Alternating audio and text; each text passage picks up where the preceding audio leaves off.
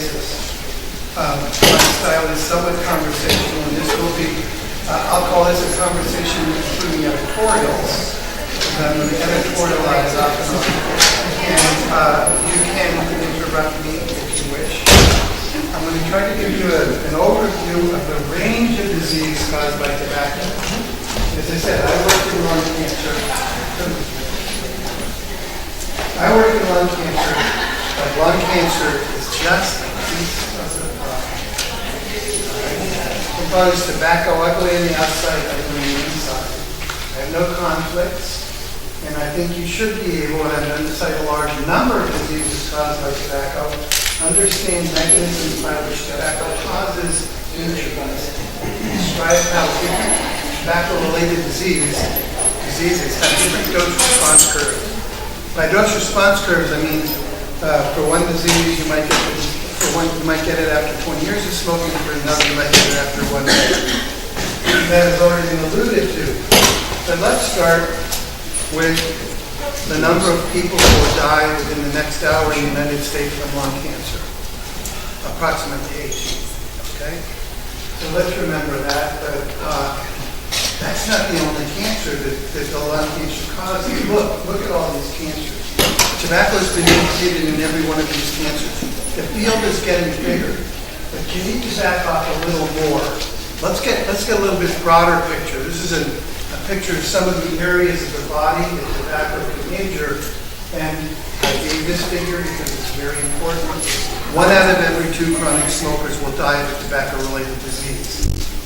That's far more than lung cancer. Okay? So I used to try to do this. At least we got tobacco with COPD and lung cancer. The triad of that doesn't work, so I turned it into a necklace. At least you can hang as many things as you want to on a necklace. Where's my necklace? Something happened.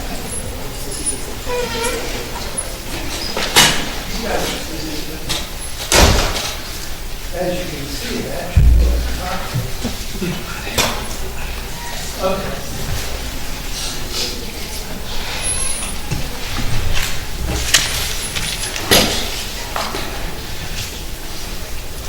Things got out of order just a second. I didn't memorize my orders. I wasn't looking. So let's just go to the common causes of death. Let's add the lung cancer, COPD, and cardiovascular disease. These are the 3 that I'll be discussing in a little bit of detail in terms of how they're caused. And we're up to suddenly to about 38 deaths. By the time before you're done with lunch, 38 Americans will die. And so there's a chance of death that gets bigger and bigger and bigger. Here's another analogy that might help us, and this is an editorial in case you don't see it. Obviously, this looks like something you recognize from American history. And the terrorism-related deaths since 2001 are 11,377. Over the same interval, how about the tobacco-related deaths? 30 million. Okay? So we have 50 9/11s a year if tobacco is the terrorist. Not 1, 50. And you saw the response to 1 9/11 with terrorism. But tobacco is accepted. It's already accepted. That's the problem. So we'll light candles to these 3 major diseases, and we'll go on to another editorial. I'm going to talk about tobacco in the rich and the poor. Okay? Because this is not an even playing field. Let me read you something on the Declaration of Independence and then distort it. Give me your hot, tired, your poor, your huddled masses, yearning to breathe free. The wretched refuge, send me to homeless, tempest tossed to me. I lift my lamp, low golden gloom. This is what it really is to me. The statute of addiction. Because this is what we're doing. We're taking the homeless, the tempest-tossed, the poor, the huddled masses learning to breathe free, and they're being addicted at the highest rate in America. Okay? And I'll show you a factor from that. This is simply education. Okay? Less than 12 years up to greater than 15 years of education. And the bars are the amount of tobacco-related disease the smoke load, lung cancer, and heart disease. And as you can see, the tire puddle masses coming over port of the United States are about 5 times as likely to have tobacco-related disease than someone who's gotten a good education, has money, and actually has been taught about the injuries and ills and has a different social culture. This is not an equal opportunity employer. It's being targeted not only at children, my main theme, but also at people with lower economic status. Okay. The government has done very little, in my opinion, to fight tobacco, but it certainly has done a great deal to prove that tobacco can kill you. In how many ways? There are a number of monographs of high quality describing the pathophysiology of tobacco-related injuries. I'm going to summarize some of those by 704 pages in about 15 slides, obviously not many of them. I'm going to try to give you a flavor, but let's start with something we didn't talk about. I said ugly on the outside. We've actually known this for years, and it's obviously somehow been suppressed. You see the smoker or the e-cig smoker, you see nice smooth skin. This is a chronic smoker, and it was published many years ago. Crow's feet. It was published in the Annals of Internal Medicine in 1961. 71. And this physician looked at crow's feet, studied 1,104 patients, and did age-matched and sun-matched because sun exposure can cause wrinkling.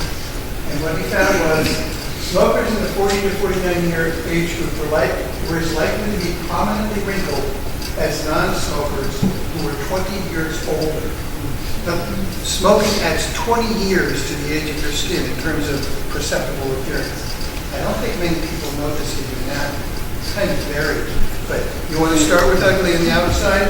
Smoking. In fact, I hate these wrinkles. There's one study that looked at a campaign in which they showed smokers their faces with or without tobacco, showing what the difference would be with or without tobacco, and using that as a motivational technique.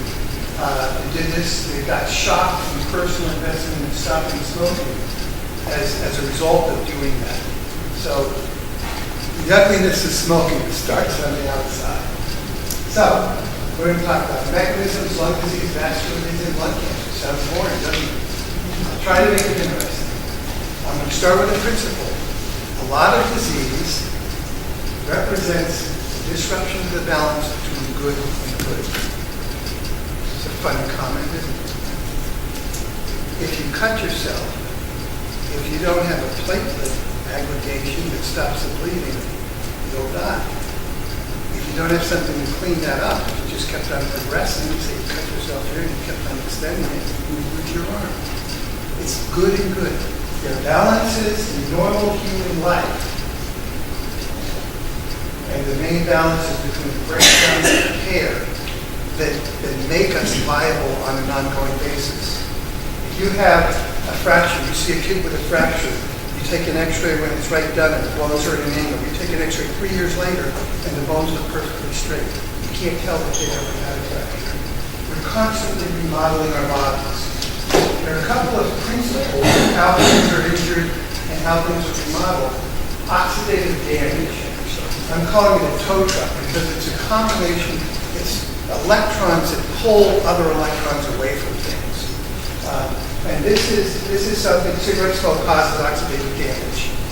If you had an infection, white blood cells would come and use oxidative damage to kill bacteria.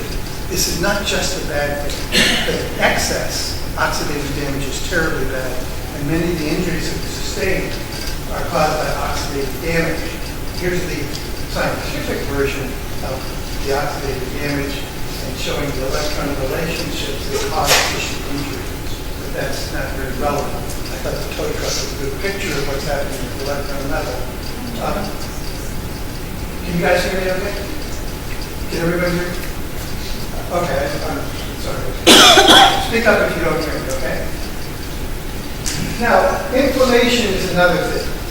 Okay, if you get an injury, there's inflammation, and inflammation occurs in the process of repair. But I'm going to replace that picture with a different one. Inflammation on our human body is actually very organized. We've got an inflammation, a couple of chemical mediators are sent out. Those mediators call in the white blood cells. The white blood cells get together and recognize something that shouldn't be there. They fire off, their oxidative damage stuff, their oxygen-free radicals, destroy it, and then they retreat. So that actually, inflammation is a chronic, ongoing, normal human physiological event that often heals us. In the cancer world, there's something called the DNA adduct, okay? And the DNA adduct is something that gets into DNA and destroys it. So DNA is this beautiful circular structure that controls all of our life processes. And DNA adducts are present in normal human life. There are a great deal more of them in tobacco smoke than in normal exposures, and they're part of the picture. I like to think of our bodies as being constantly repaired, constantly regenerated. The gut regenerates very, very regularly. As I said, we can remodel and repair things. So there are two levels of the way we maintain our bodies. I call one this chronic repair level, and then the other is a supervisory level, okay? If somebody's building a house, you're doing a repair, the supervisor thinks it's sloppy work and says redo it, okay? And then you have another system, because you want to make sure that everything you build really works. And if it's not, if it's inspected and it's faulty, it has to be redone. And these are two levels, the building level and then the double check in the building. We have those in our bodies. Here's another one of my images. It's kind of a production line. If something's faulty in the production line, somebody can take it off, right? So it's either, if it's produced wrong and there's nobody to look at it, it can get through. But it takes two layers of observation. Okay.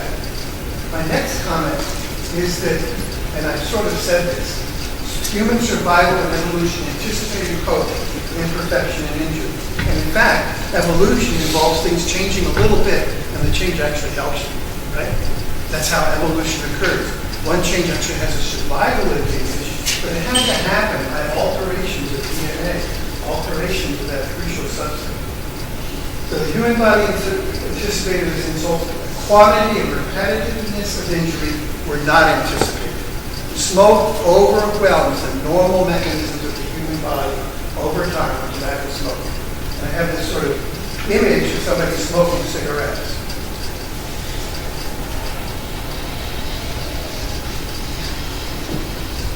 It's like throwing cluster bombs. This is supposed to be a big game. It doesn't matter. I think you're getting the idea.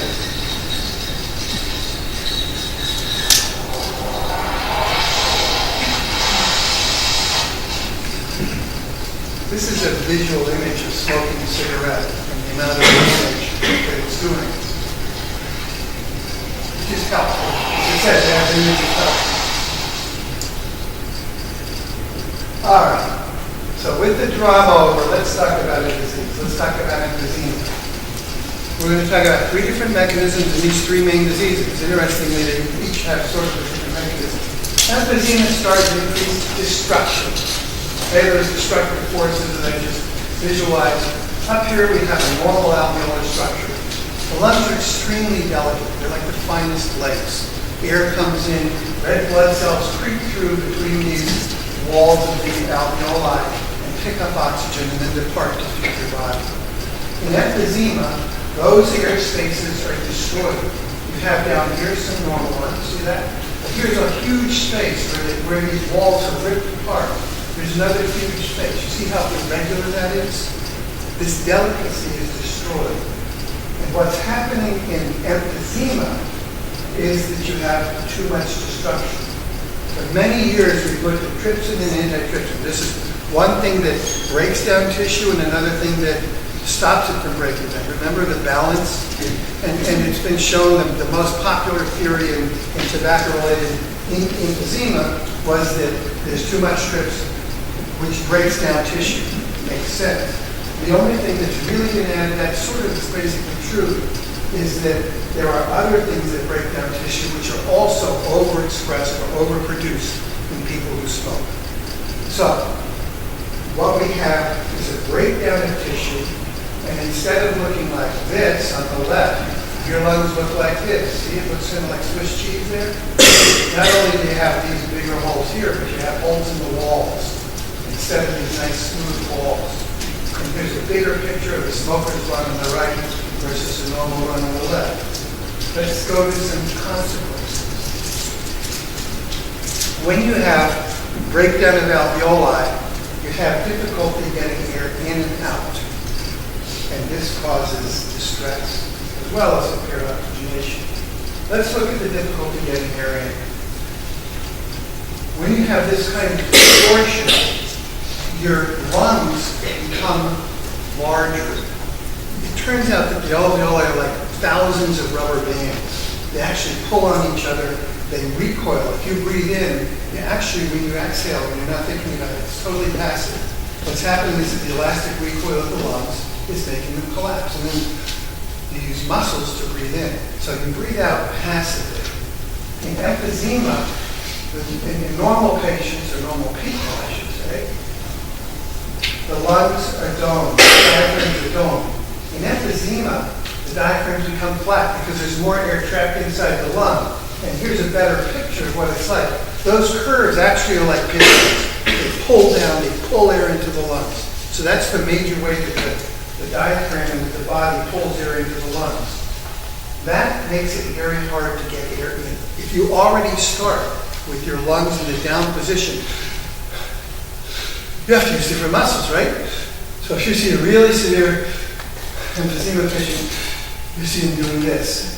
That's because this mechanism has been destroyed. And now I'll show you a normal lung. And see those diaphragms? See those little curves?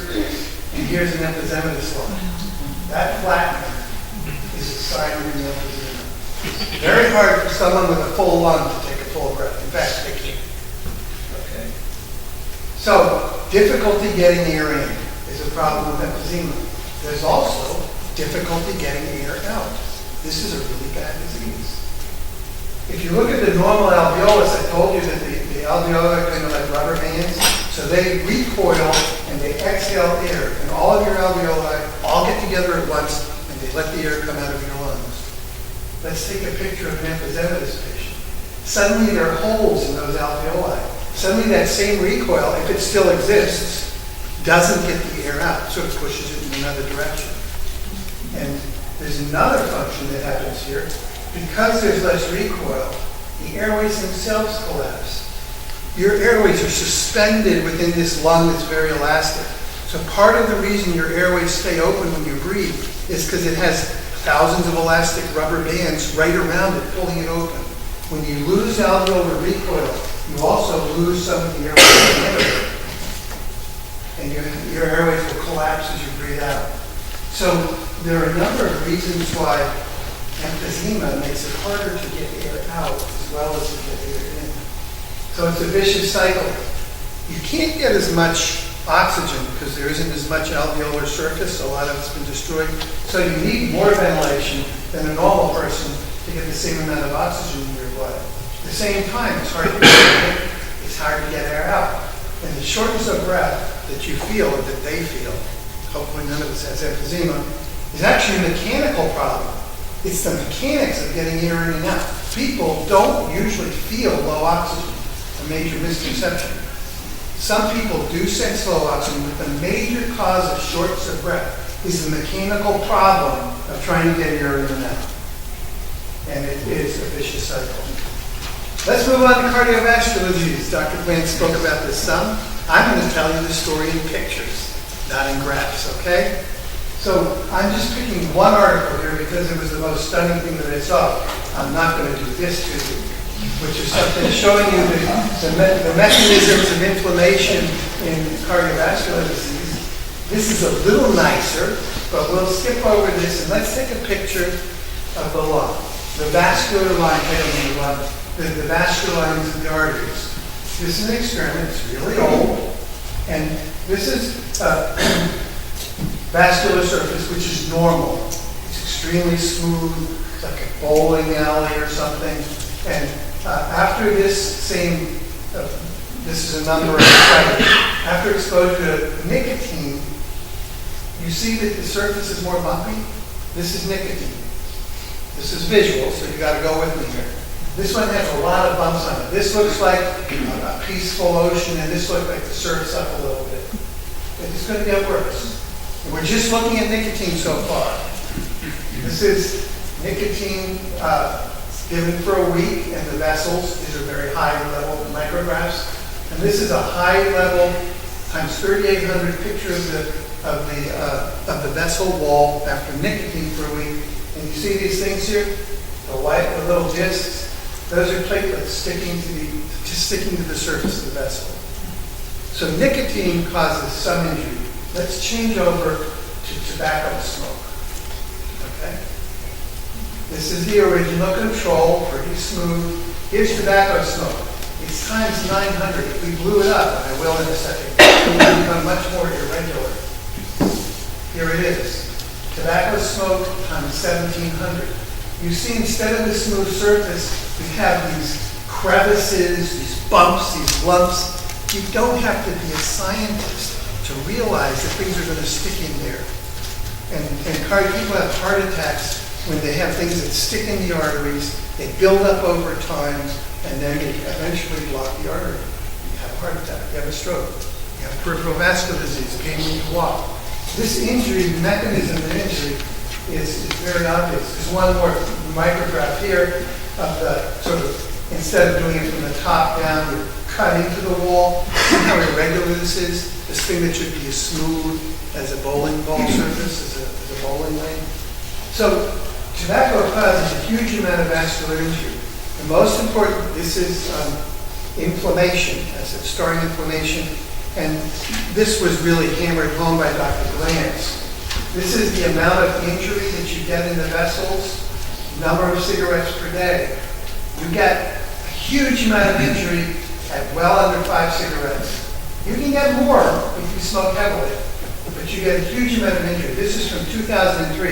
This is being proven again and again. Here's a study from 2010 talking about light and intermittent smoking. And it says light smoking, 47 cigarettes per day, has about 70% of the vascular injury of heavy smoking. So just minimal smoking. Or, yes. So people could say, I'll just smoke 23 cigarettes. Yes, a technician would say, I'm going to smoke 22 cigarettes a day and get the light injury. Well, we all know that the graph actually increases per cigarette. All right.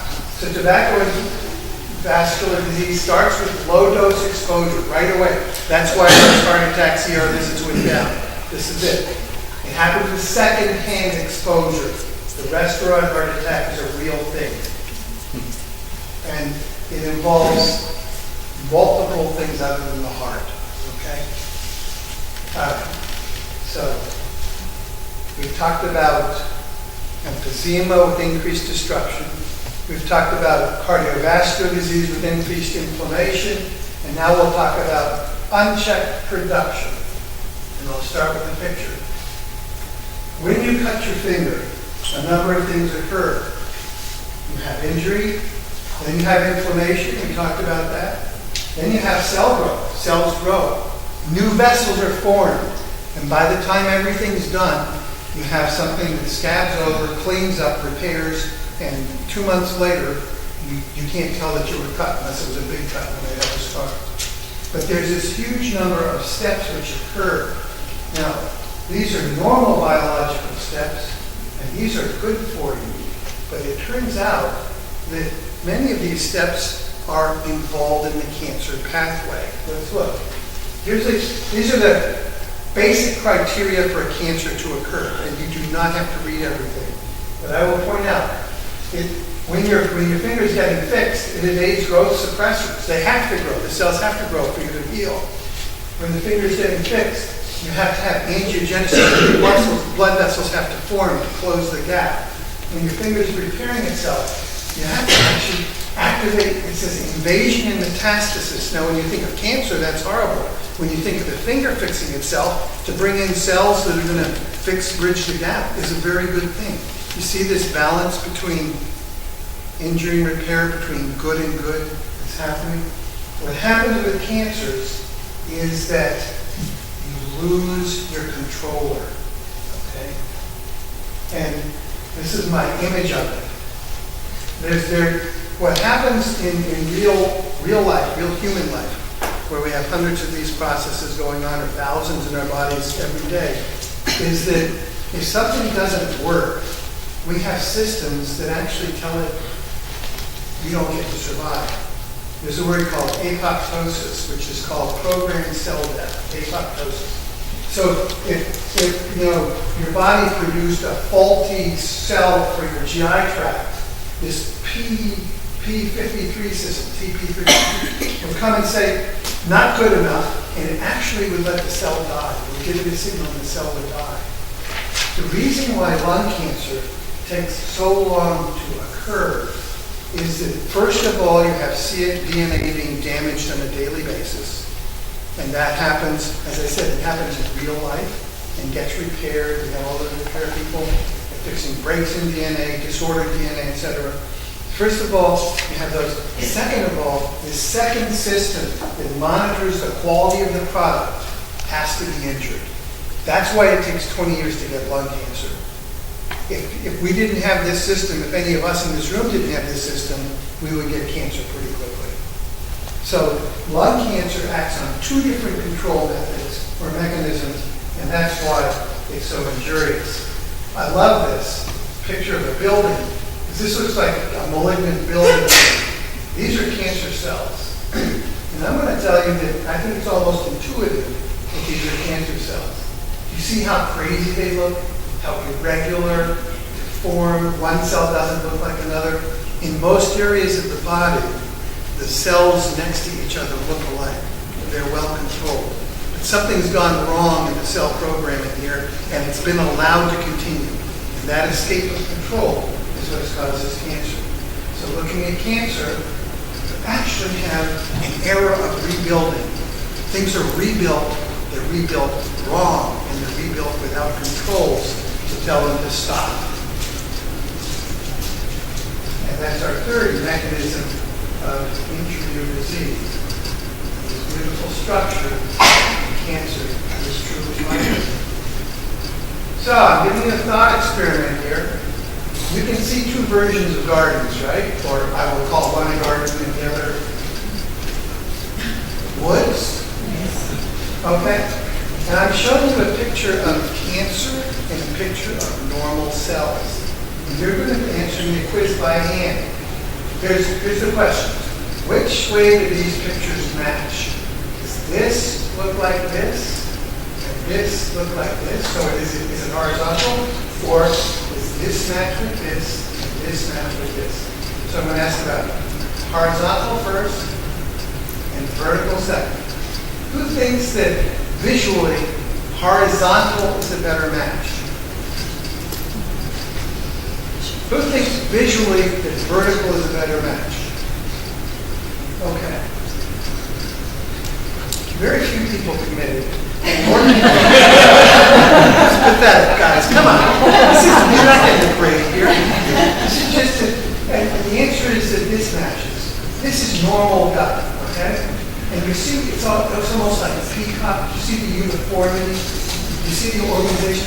You can tell intuitively that that's normal and that this is abnormal. That's a cell. You see that? And next to it, there's another cell, and there's a cell there. There's a cell down here. Looks like a cable. There's this huge variation in cellular structure and function.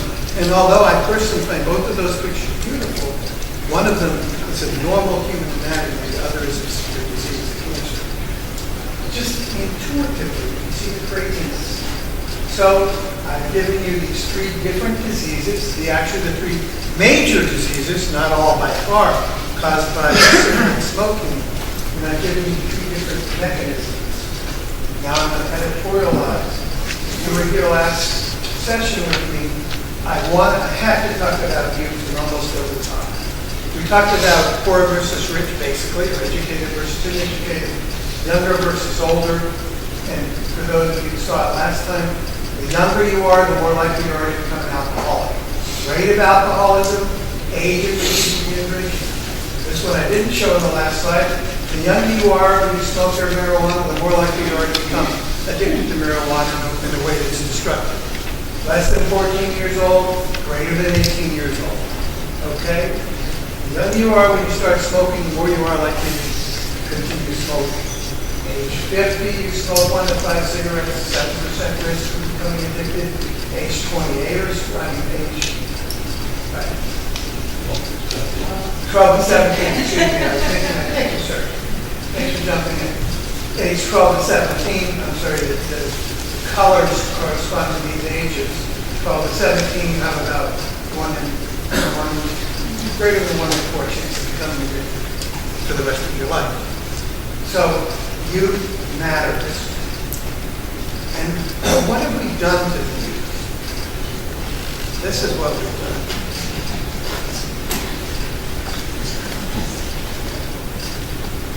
You want to yell out names? Come on. Who is this? Who is this? Who is this?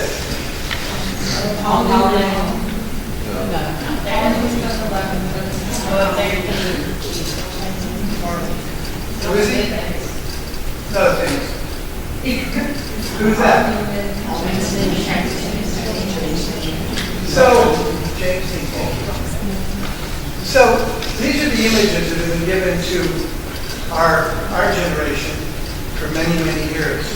It shouldn't be surprising that guys who want to look masculine are more likely to smoke cigarettes. I mean, teenage guys.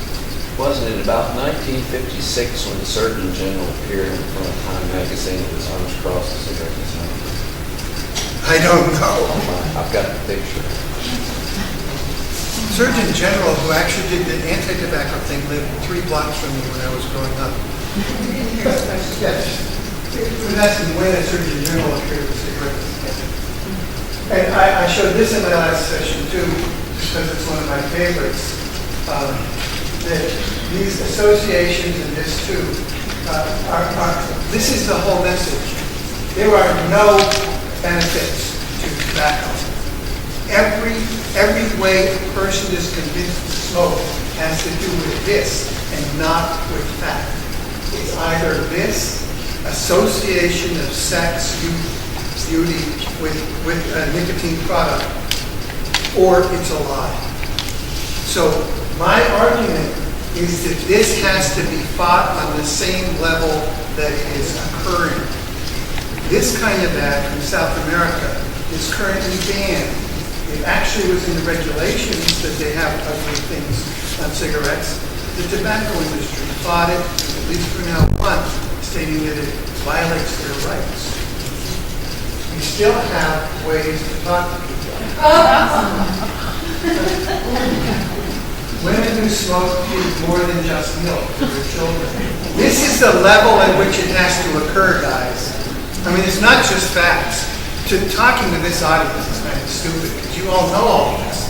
And you're here because you care. It's the people who don't care and aren't here who need to see images. Because the images are what have built the tobacco industry over the years, more than anything else. This has to be shown. That's cancer growing out of a cigarette. Doesn't that do it for you? That's better than my whole talk right there. I'm going to give you a quiz now. I'm going to show you this. Look at that. I'm going to show it to you another way. Okay. Now I'm going to show you both, and you're going to vote. Which of these is more disgusting? Now you're going to put your hands up. 1 or 2. No wins. They're almost the same. Which is more disgusting, 1 or 2? You ready to vote? Just vote on them. 1, 2. It's close. Maybe with a little heart, maybe with a little lost. No, not to me. Whatever floats your boat.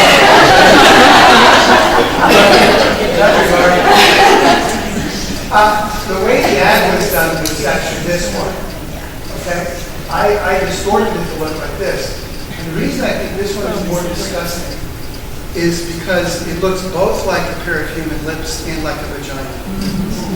And in doing that double association, it is more disgusting. But I sincerely think that a huge amount of the tobacco battle is here, and that the tobacco money should be partly spent on advertising. And these last images, which I found searching on the internet, are the kinds of things that have to be used. It's association is their only marketing tool. Why can't we do as well? Other than the fact that they'll fight us on those traffic warnings. So, you already knew tobacco was ugly on the outside and ugly on the inside. I hope I've added sort of a little bit of breadth to how you think about it and a little bit more disgust. That's it.